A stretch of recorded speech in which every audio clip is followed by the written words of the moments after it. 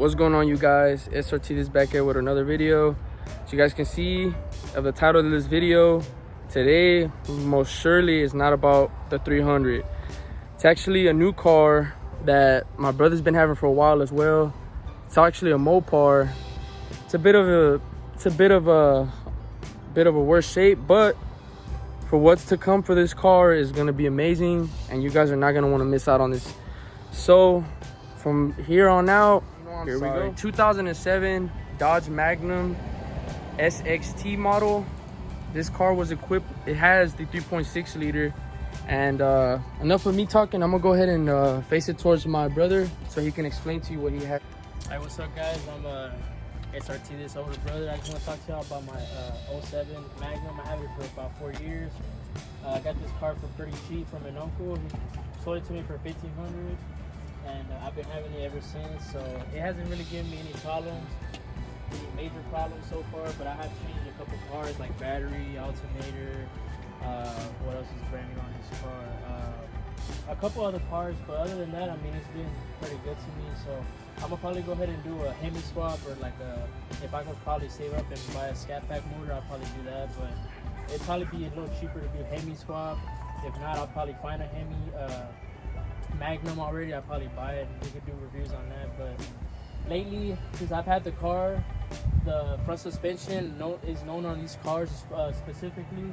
The front suspension is real bad, and some of the bushings are messed up. And if you can see, like, we come close, the car clunks a lot when I brake. When I'm driving, it doesn't really clunk a lot, but when I hit a pothole or something, it'll start clunking, or it'll start making this ugly noise. But you can see right here on both sides, if I move the tire, you can move it. Look, oh, let me go on this. Come on this side. You can kind of see right here. Look. It'll see it makes this like that, you know. So it makes that clunky noise. So what we did was went ahead and ordered the parts on eBay for the whole front suspension, and we're gonna go ahead and do a little test drive so y'all can hear what y'all can hear the noise, so y'all can see what I'm talking about. But let's go ahead and go to the test drive.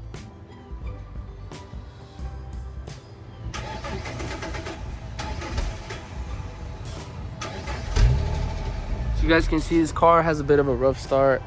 After all this high mileage, guys, it has 141,000 original miles. He originally got it, as I believe, he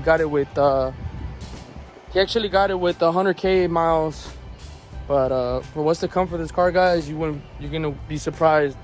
We actually have something set up for this car soon, actually coming on its way. So like he said, we're gonna go ahead and be showing you guys a test drive of the car and how it sounds, and pretty much we're gonna show you guys how to diagnose those problems. And yeah, guys, let's get to the test drive. All right, guys, we're back at it for the test drive. As you guys can hear that clunk, let me go ahead and show you guys the clunk. Let him brake. You hear that? That's not supposed to happen. So we're gonna go ahead and diagnose that in a couple minutes, and you guys are gonna see what's going on with it.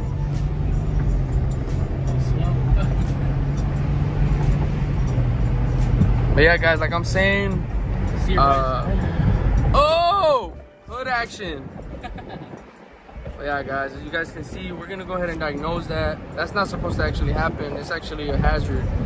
But you guys can see the car ride's really smooth, like no bouncing, no nothing, until you hit the brakes really fast. When you're going like around 40 miles an hour, it's when you start noticing the noise, and it's not supposed to happen like that. Yeah, like you hear all that clunking. I mean, I know Dodge has a problem with clunking anyways, even if that isn't the problem, but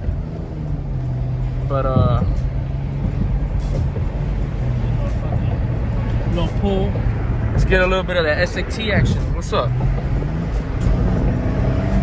Uh-oh.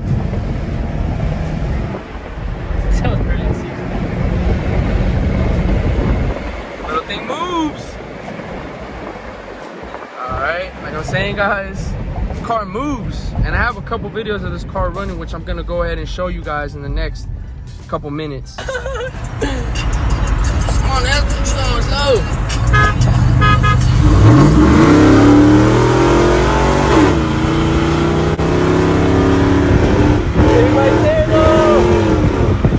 You guys can hear that clunk. That's not supposed to happen. and that's what we're gonna go ahead and diagnose. You heard that?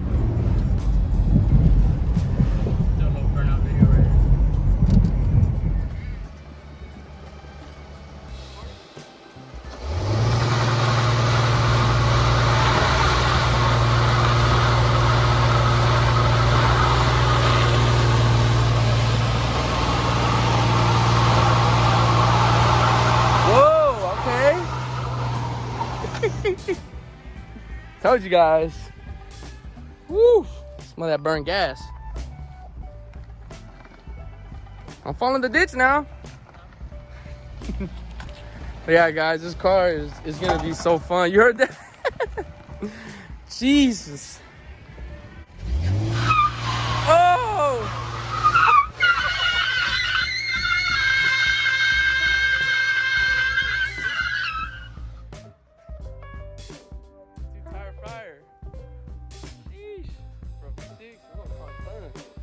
Yeah, guys, we're gonna go ahead and continue this video, and we're gonna show you guys how we're gonna diagnose it.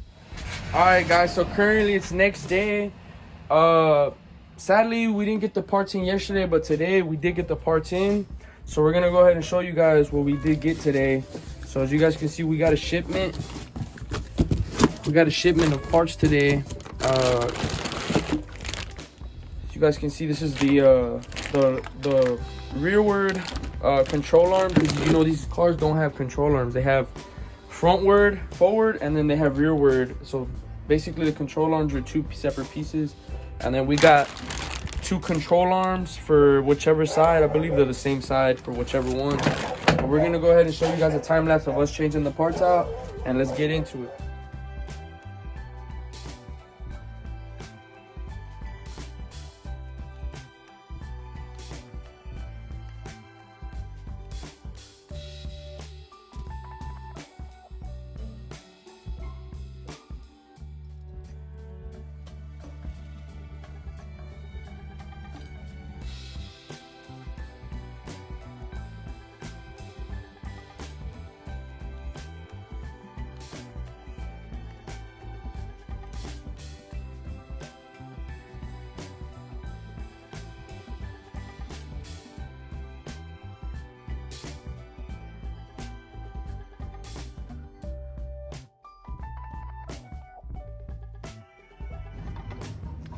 Safety first.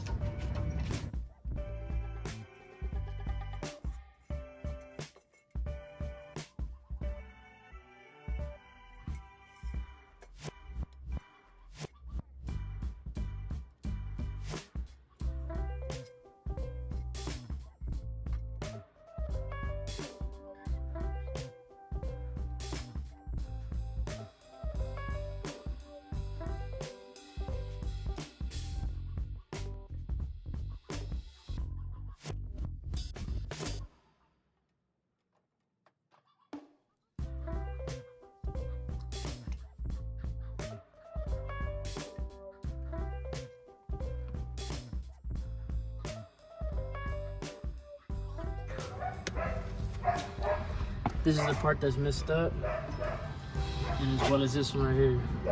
So we're gonna go ahead and change that out. We might need some shocks later on, but we'll go ahead and do that some other time. We're just gonna go ahead and get the parts we need changed out, and we'll go from there.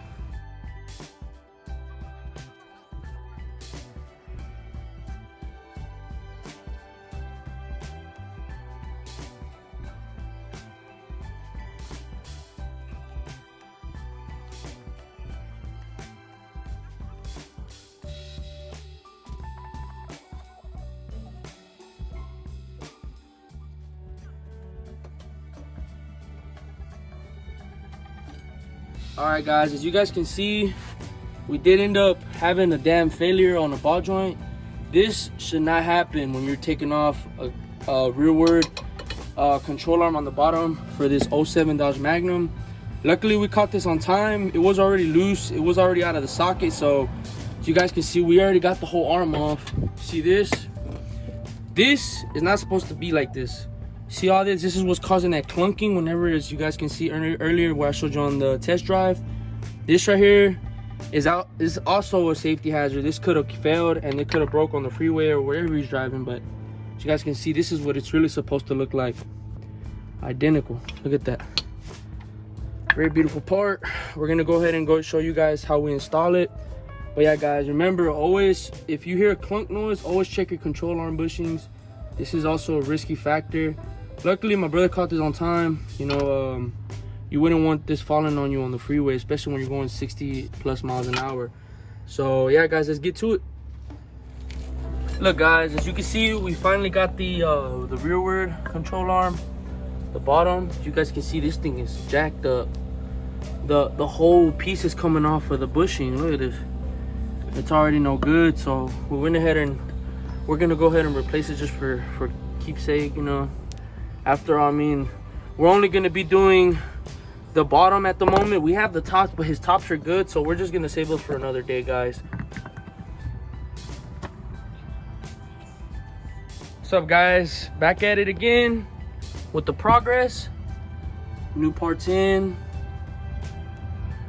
This did take us around an hour and a half to 2 hours because this is actually our first time doing this, especially to a Dodge.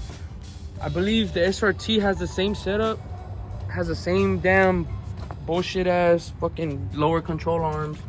But so let me give you a little recap. So basically we took this one off first. We took it off. We took this is an 18 millimeter, and we had some vice grips to get that over there. And then basically we took that off. We took the ball joint off. This actually, like I said, since from the beginning, that ball joint fell off. As you can see it over there. See that ball joint over there? That fell off. So we had to basically hammer the shit out of it, and it came out, and that took us easily like 30 minutes. I didn't want to get the torch out because, you know, I didn't want to have to get all the hoses and shit out. So after that, guys, we took off the tie rod end nut. And then after this, we put that to the side and we took off that one, which was a pain in the ass. You're gonna need, it's not even a bolt like this one at the end. You see that right there? That's a 18 millimeter.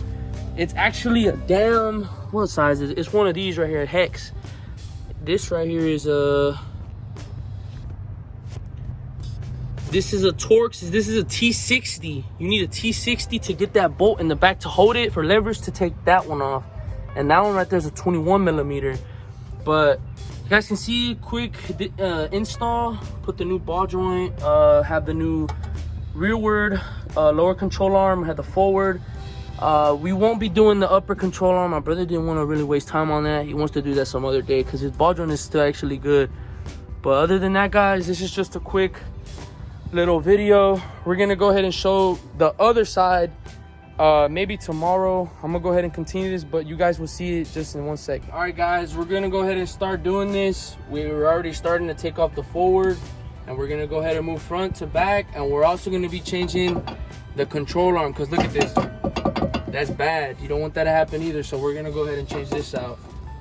All right, guys, quick little recap. Like I said, this is not really a beginner install. This actually is kind of like difficult, but anybody can do it as long as you have the tools and the time. You should be right. But like I said, guys, it was a pain in the ass because you have to take that little heat shield off. You see that little bolt, and then there's two 15 millimeter bolts, and there's a T60 behind that, and it's a bitch to take off. And we also have to get to this because look at this ball joint. Look, that's no good. That's dangerous. So we're just gonna go ahead and wrap it up, guys. I hope you guys enjoyed the video, and yeah, guys, as always, have a good one.